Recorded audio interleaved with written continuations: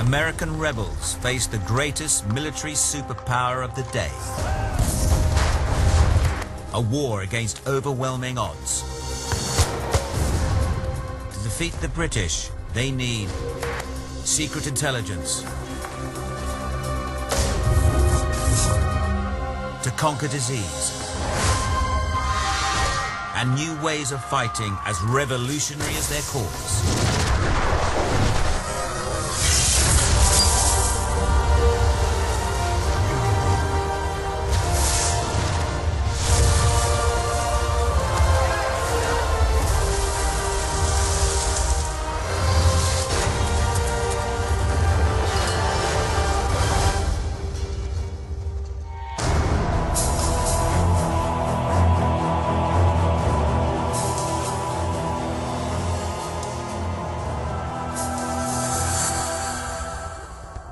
New York City, gateway to North America. Today, it's the financial capital of the world. Population 8 million people.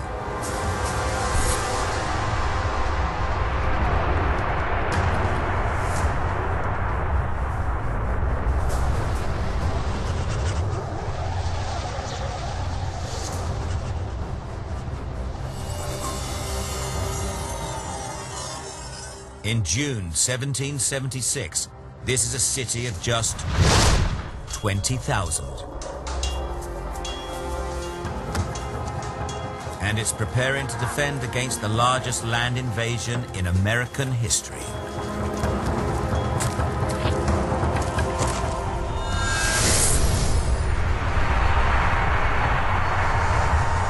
Five kilometers north of Wall Street, where 23rd Street crosses Lexington Avenue today. The rebels dig in to defend New York at Kips Bay. Commander-in-Chief of the rebel army is General George Washington. He has already driven the British out of Boston. A surprise victory against superior forces. But no one doubts the British will be back.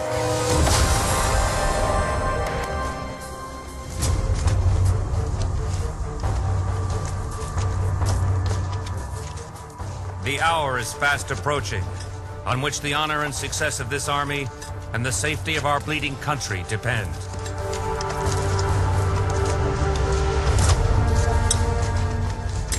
Joseph Plum Martin was inspired to fight under Washington's command. He enlisted at just 15. A farm boy, he's joined thousands of untrained volunteers. Our Revolutionary Army was quite something. It was in a nation that wasn't really a nation yet, just starting out. And we took on the greatest superpower of the time. Washington's inexperienced recruits are about to face the best equipped and most powerful fighting force in the world.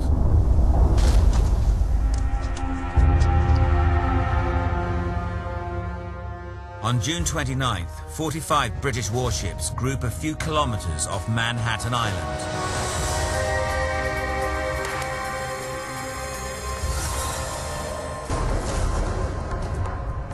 These ships are the greatest war machines of their day.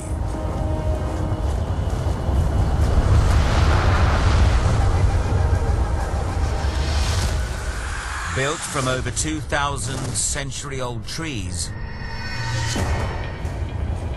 each carries hundreds of soldiers. They're armed with up to 64 heavy cannons.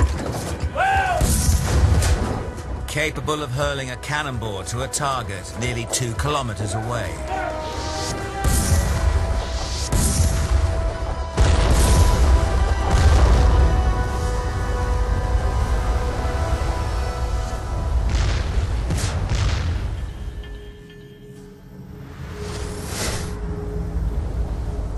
Another 350 ships have already set off to join them.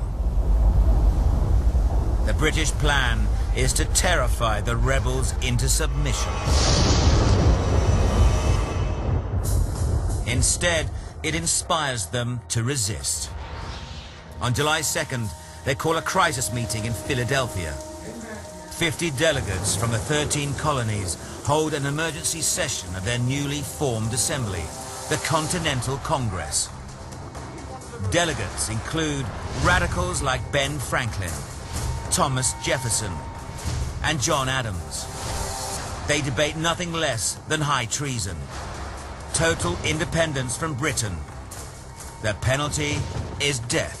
We're in the midst of a revolution, the most complete in the history of the world. It's the birth of American democracy.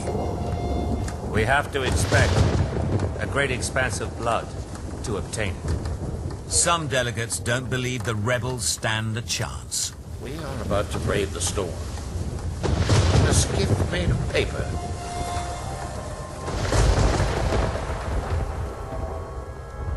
But the doubters are outnumbered nearly 5 to 1. On July 4th, 1776, the delegates ratify a document that will change the world. The American Declaration of Independence. We hold these truths to be self-evident, that all men are created equal, and they are endowed by their Creator with certain inalienable rights. Think about that. They're saying that your rights come not from the king, not from the government. Your rights come from God. And furthermore, they can't be taken away from you. They are inalienable. Every group, blacks, women, gays, everybody looks to the Declaration as a way of saying, we are Americans too. So the Declaration is the American creed. And among these are life, liberty, and the pursuit of happiness. You cannot help but be stirred when you read those words. And you feel the excitement of being on the cusp of something so profound. We can be free.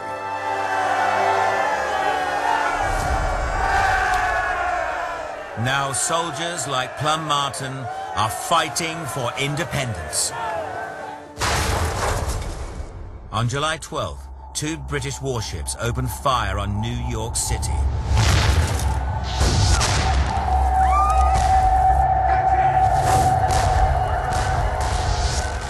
Must have been quite a shock, because New York up to that point was a pretty quiet city. It was a business city. So you had significant support for the rebels, but also significant support for the people who were still loyal to the king. A month later, Joseph Reed, secretary to George Washington, watches the British fleet massing off New York.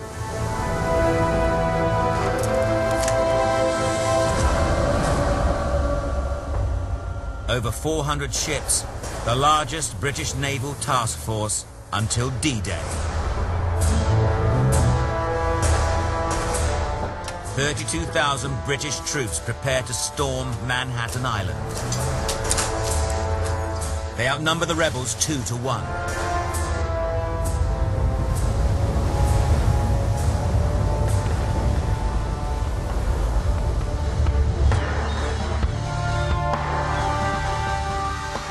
Reed is awestruck. When I look down and see the prodigious fleet they have collected, I cannot help being astonished that a people should come 3,000 miles at such risk, trouble, and expense to rob, plunder, and destroy another people because they will not lay their lives and fortune at their feet. New York City won't experience another attack like it until September the 11th, 2001.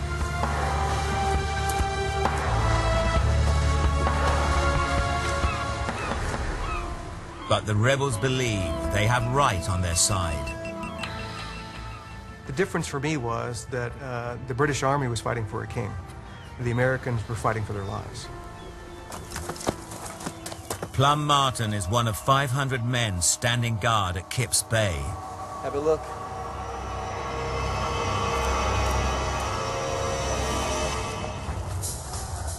The first thing that saluted our eyes was all 4 ships at anchor, within musket shot of us.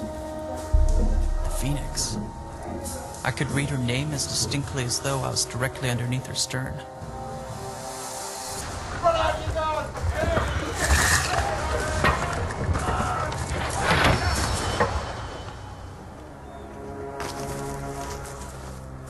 The assault begins.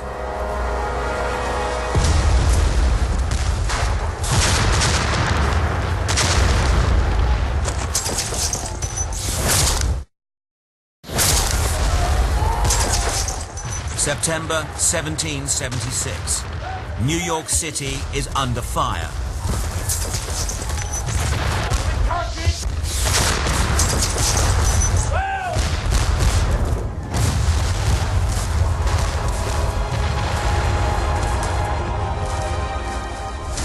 In 1 hour, 2,500 British cannonballs smashed the rebel defenses.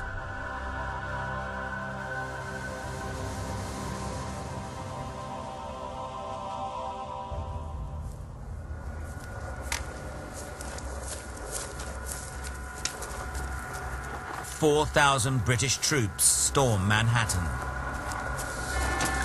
A British redcoat has on average 6 times more combat experience than a rebel recruit.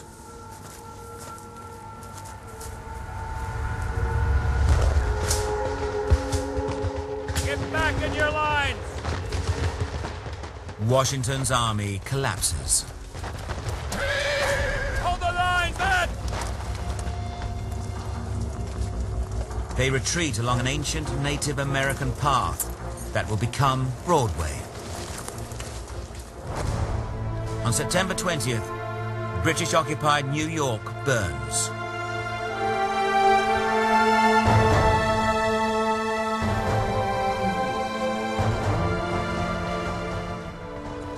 No one knows who starts the fire, but over 2 days, it destroys a quarter of the city.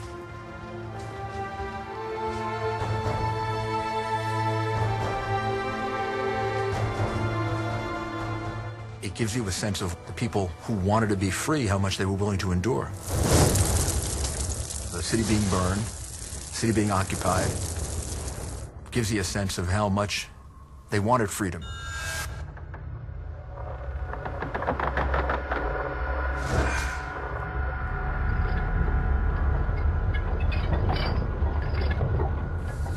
Thousands of rebel prisoners of war are thrown into prison ships in New York Harbor.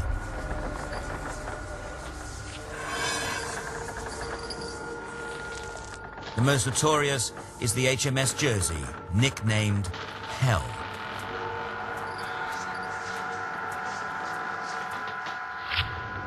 One escaped prisoner, Robert Sheffield, recorded his ordeal. The air was so foul that at times a lamp could not be kept burning, by reason of which the bodies were not missed until they had been dead 10 days. 9 in 10 prisoners die. There is a memorial over in Brooklyn to those that died on British prison ships in New York Harbor. Thousands of Americans. 12,000 prisoners will die in these ships, 3 times more than are killed in battle.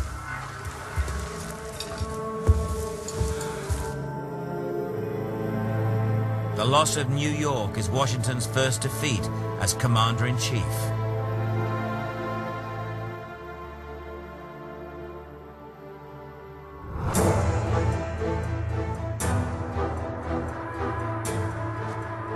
Facing overwhelming odds, he takes the battle far inland.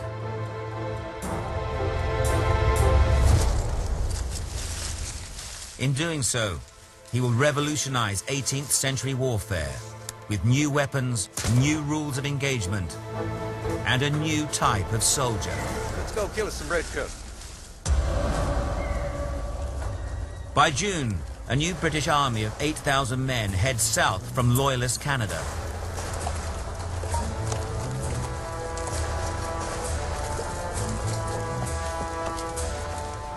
They're led by General John Burgoyne, one of the best cavalry officers in the British military.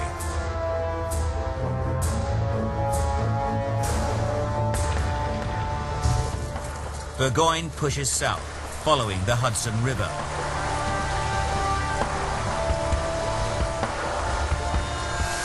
His army is like a mobile city. The Redcoats are accompanied by 2,000 women, including servants and wives.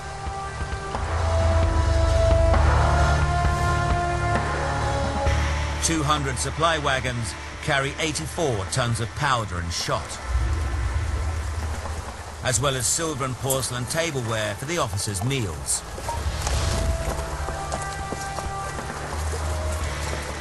Burgoyne's plan is simple.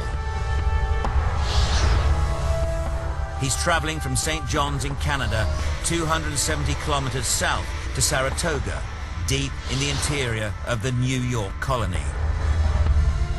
From here, he'll link up with the victorious British Army in New York City, cutting the colonies into two. But from the outset, Burgoyne's advance is fraught with difficulties. The problem is they're in what we might call a counterinsurgency kind of campaign where their passage through the land and the offense that they give to farmers creates enemies wherever they go. Washington now turns to tactics almost unheard of in Europe: guerrilla warfare.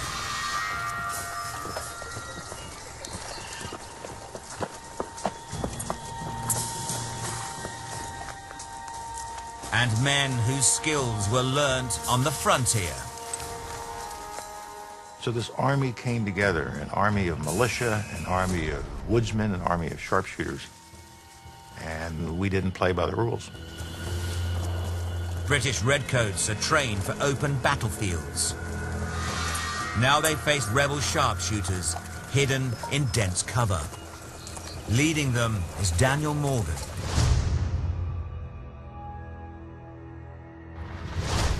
Appointed by Washington as the colonel of an elite corps of 500 riflemen. He was a self-made man, and he was although not educated at a great school, was a smart guy, was a tough guy, and was ready and willing to step up when the time called. He was the perfect guy to show up at the perfect time. Burgoyne's route takes him through dense forest.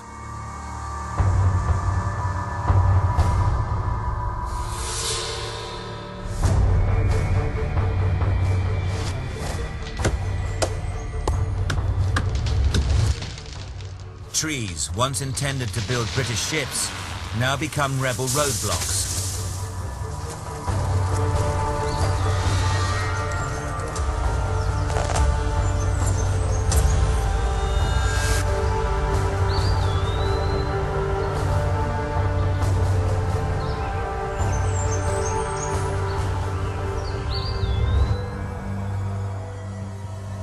The British become sitting ducks. Their advance slows to just over 1.5 kilometers a day. The march south is a 6-week ordeal. But the sharpshooters have more than the terrain on their side. Morgan's men are armed with long rifles. Lightweight, with a slender barrel at least 40 inches long, they fire a .50 caliber shot a ½ inch wide. Based on a German hunting weapon, the guns have a unique innovation. Grooves inside the barrel that spin the shot, stabilizing it, giving it deadly accuracy. Armed with this rifle, a Patriot marksman can hit a target 250 yards away, twice the range of the British muskets.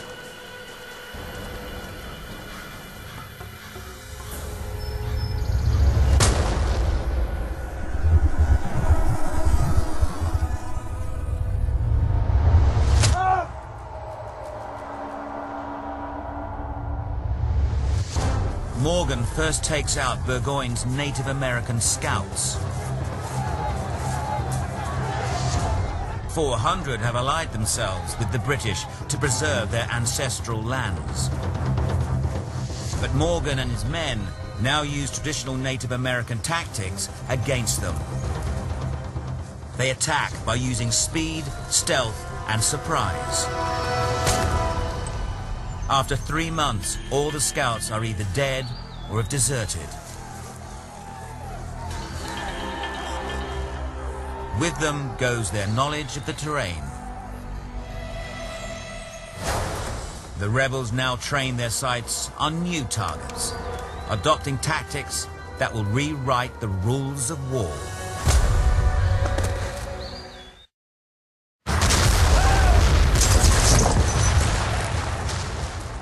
1777. As the American War of Independence enters its second year, New York and many parts of the 13 colonies are in British hands. Driven into the wilderness, the rebels now target General John Burgoyne's army.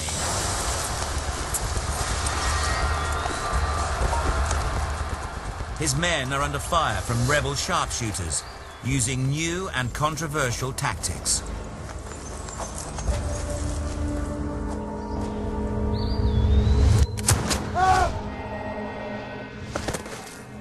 The two armies meet near Saratoga. Here, the rebels break the rules of 18th century warfare and start targeting British officers. The plan, leave the foot soldiers leaderless. Your officers tended to be your most educated guy. They understood the communication line. They understood exactly what the orders were. They were the source of trying to get something done on a battle space.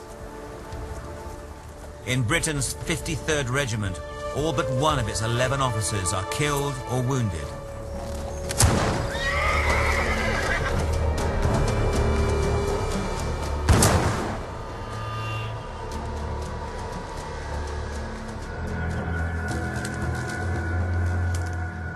The British are forced on the defensive. They regroup under General Simon Fraser, who leads the counterattack. Daniel Morgan, commander of the sharpshooters, acts fast. I want you to shimmy on up that tree and take out the redcoat on his high horse. His best marksman is an illiterate frontiersman from Ireland, Tim Murphy.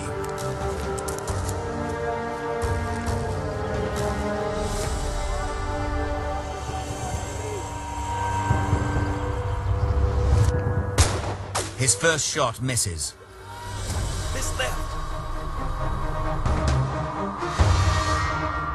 The second skims Fraser's horse. Too high. Reload. Come on. Take him out.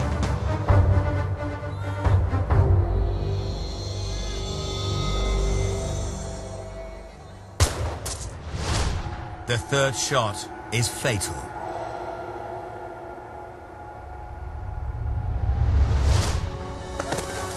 You could argue that whoever fired the bullet that took out Simon Fraser did as much as any founding father to establish American independence.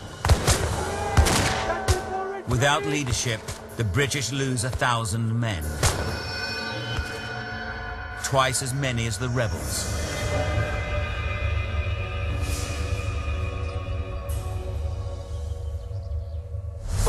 On the 17th of October, 1777, General Burgoyne surrenders. It's a turning point. The victory persuades Britain's greatest rival, France, to join the war on America's side. The French Navy will now force the British to fight a war on two fronts, land and sea.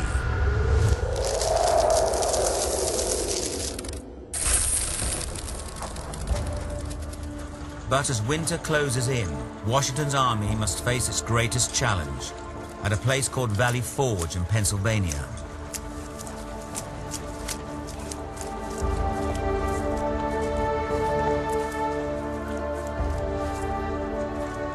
In freezing temperatures, his men build 900 huts in just 40 days, but they are woefully under-equipped. He has an army of 14,000 men and no houses. And the Continental Congress has failed to provide him with resources. And by willpower, by courage, by leadership, by cajoling, he has to hold the army together in the middle of a terrible winter. Joseph Plum Martin, veteran of the Battle of New York, makes it to Valley Forge. It's a desolate place. We're now in a truly forlorn condition. No clothing, no provisions, and as disheartened as can be. Our prospect is indeed dreary. Right, soldier. It's gonna hurt a bit, all right? You just grit your teeth. Surgeon Albigence Waldo watches Washington's army head towards crisis. The army, which has been surprisingly healthy, now begins to grow sickly from the fatigues they have suffered from this campaign. If we don't keep this clean, we're going to be right back in here. A fifth of the soldiers have no shoes. With little clean water, dysentery spreads through the camp. Within weeks, 2,000 men are sick and they've run out of meat. Down to their last 25 barrels of flour, the men survive on fire cake, a mixture of flour and water.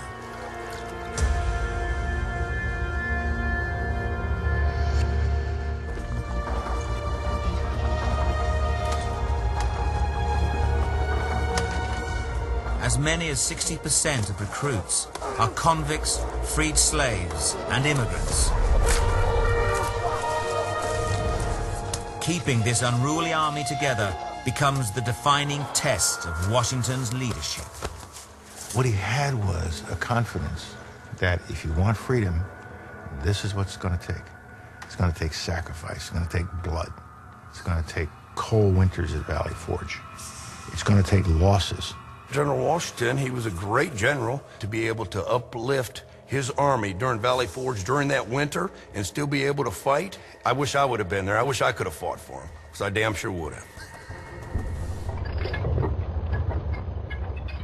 But Washington's army faces an enemy more lethal than the freezing cold or the British.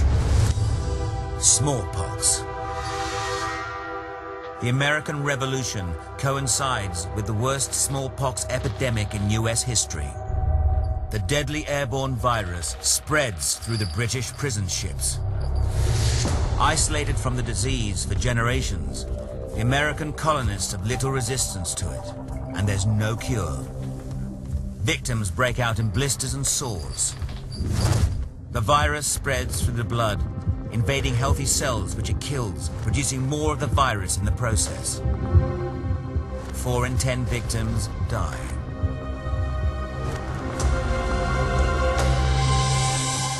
Once smallpox arrives at Valley Forge, it rapidly spreads through the cramped huts. Having survived smallpox as a child, Washington has decided to take a gamble with one of the most daring experiments in US military history. His surgeons have learned about inoculation from African slaves. They harvest pus from a smallpox victim.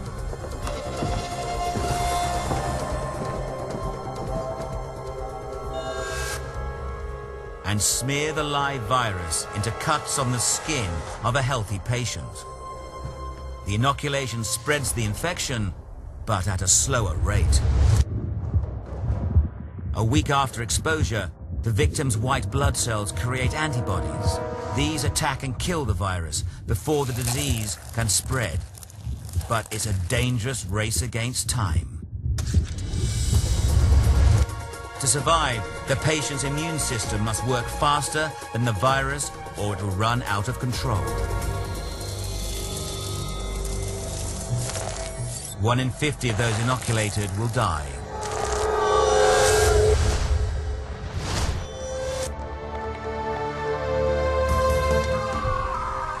But for most, Washington's gamble pays off. New cases of smallpox fall from several thousand to just a few dozen. But to win the war against the British, Washington's inexperienced troops must be transformed into a genuine fighting machine. A task that calls on an unlikely hero.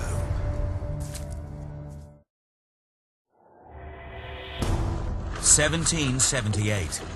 After surviving an outbreak of smallpox at Valley Forge, the American rebel army welcomes a new recruit. Washington hopes he will change the course of the war. Baron von Steuben is an ex-Prussian army officer, an elite soldier whose career is said to have been ruined by his homosexuality.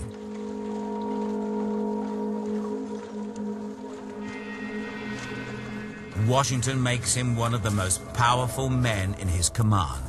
Washington was a genius in taking people in who didn't seem like they could achieve great things, but under him, they rose to the challenge, they rose to the occasion. And that's what great leaders do. Von Steuben's task, reinvent the demoralized rebel army so they can take on the British in open battle. Our arms are in horrible condition, covered with rust. Our men are literally naked, some to the fullest extent of the word. Von Steuben starts by drilling discipline into Washington's recruits. He finds the men unlike any he has trained before. The genius of this nation is not in the least to be compared with that of the Prussians or Austrians or French. You say to your soldier, do this, and he does it. But here, I am obliged to say, this is the reason why you ought to do that, and then he does it. Von Steuben brings order, discipline, and hygiene to Valley Forge. He moves latrines away from living quarters, rebuilds the kitchens on the opposite side of the camp, and organizes housing according to regiments and companies. He also writes a training manual, parts of which are still used by the US military today. Faster! Come on! Von Steuben drills European battle tactics into an elite corps of 100 men. Up, soldier! Each will train 100 more. He also instructs them in a new and deadly weapon. The bayonet will revolutionize how the rebels fight.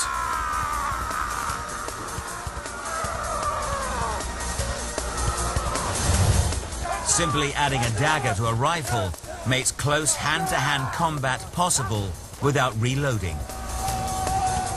But perhaps most important of all, von Steuben inspires the rebels with a new spirit.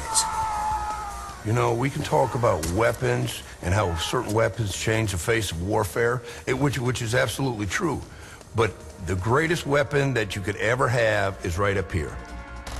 Men like Plum Martin will leave Valley Forge highly skilled killers.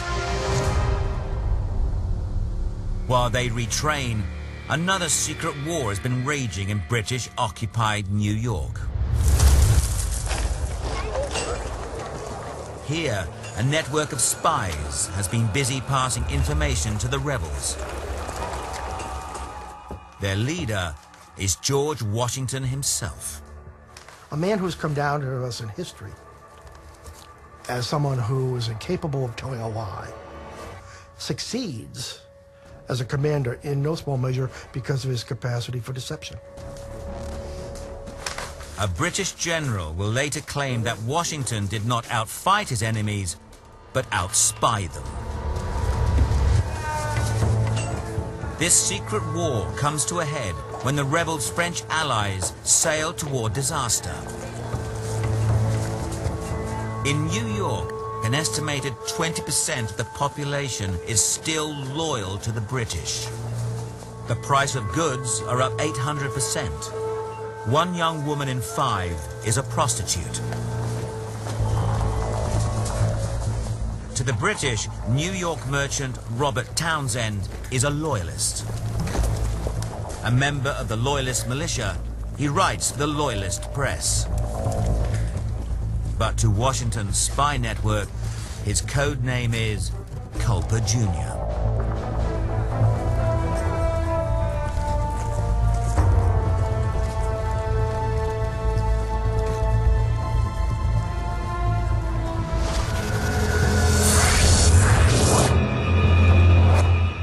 By July 1781, New York is buzzing with rumor.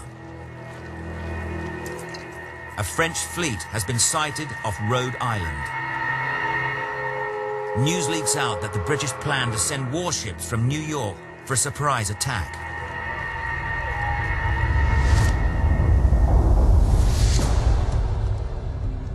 Culper must get word to Washington to somehow stop the British fleet. The spies use invisible ink, an advanced formula unknown to the British. Made from gallic acid, it only reveals its contents when the paper is brushed with iron sulfate.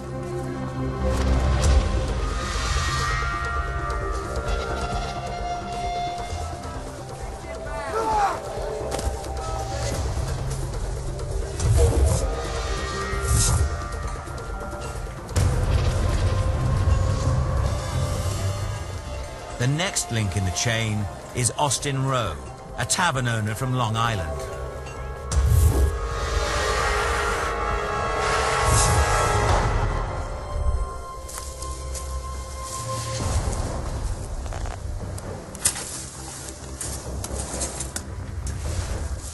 His contact, Abraham Woodall, picks up the message and buries it at a secret drop.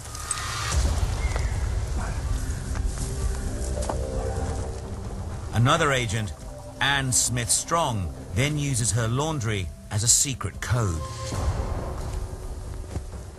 It signals to a sailor who picks up the message and takes it to Washington.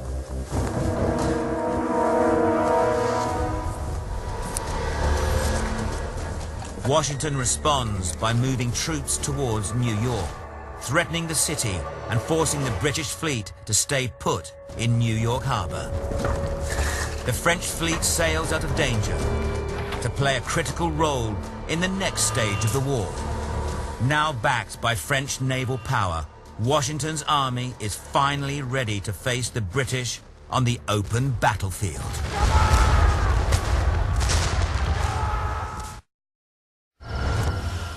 October 1781. 6 years into a war the British thought would last 6 months. The American Revolution comes to a head at Yorktown, Virginia.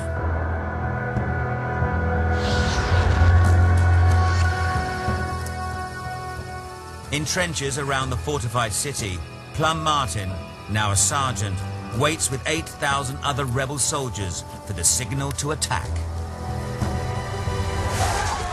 Washington's army has reinvented itself. With sharpshooters, with training, discipline, and new weapons. And with a spy network that has saved the French fleet, giving the rebels dominance at sea. What remains of the British army is under siege in Yorktown. Trapped in the city, the redcoats wait for reinforcements. But back in Britain, the war is unpopular and costing far too much money. This is a case of hanging on in the face of the British actions long enough to where the British literally would grow weary of this and realize that it was endless. This is Washington's chance to end the war with one decisive blow. He committed to this idea of being able to stand on your own. See, America is a dream, and the only way to go get that dream is to show up and bring your very best to that moment and not stop until you bring that dream into existence. Plum Martin is to be one of the first over the top. Godspeed.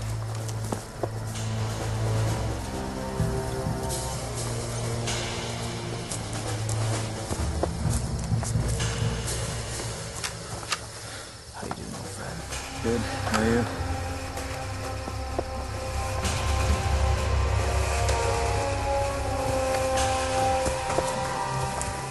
Gotta check it out.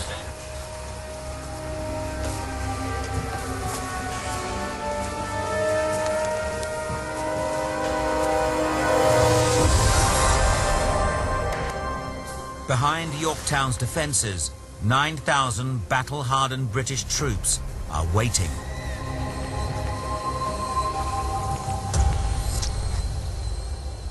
They're protected by a series of outlying cannon forts called redoubts. By October 14th, just 2 remain. If they're captured and their guns turned on Yorktown, the British will be forced to surrender. Listen, look up there. It's time.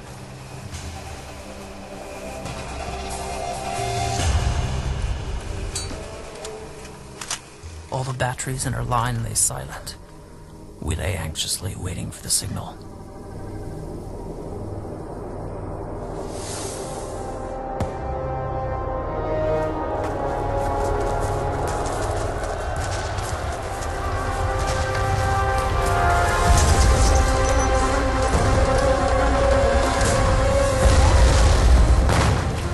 The rebels raced 100 yards to the British lines under fire and a hail of hand grenades.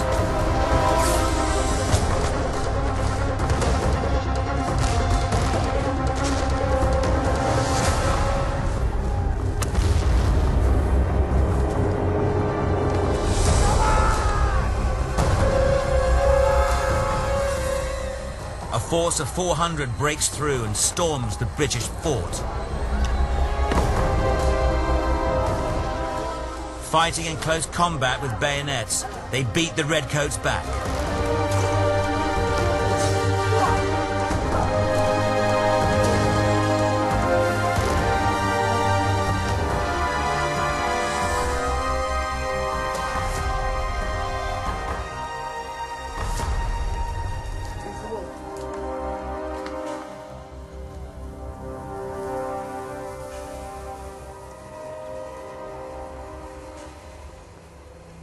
Immediately after the fighting had ceased, I went out to see what had become of my wounded friend.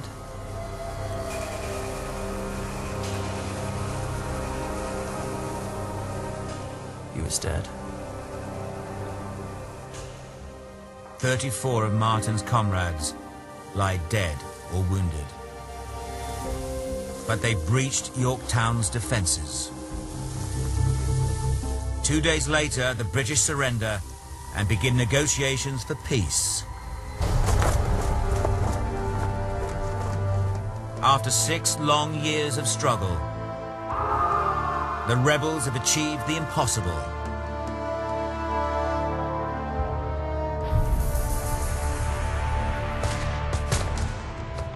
The United States is the only country to win independence from the British in war.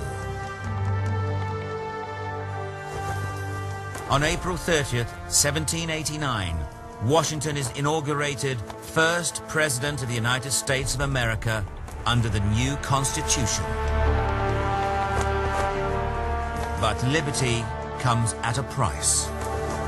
Over 25,000 men have lost their lives in the battle for independence. But a new nation is born. We hold these truths to be self-evident, that all men are created equal, and they are endowed by their Creator with certain inalienable rights, and among these are life, liberty, and the pursuit of happiness.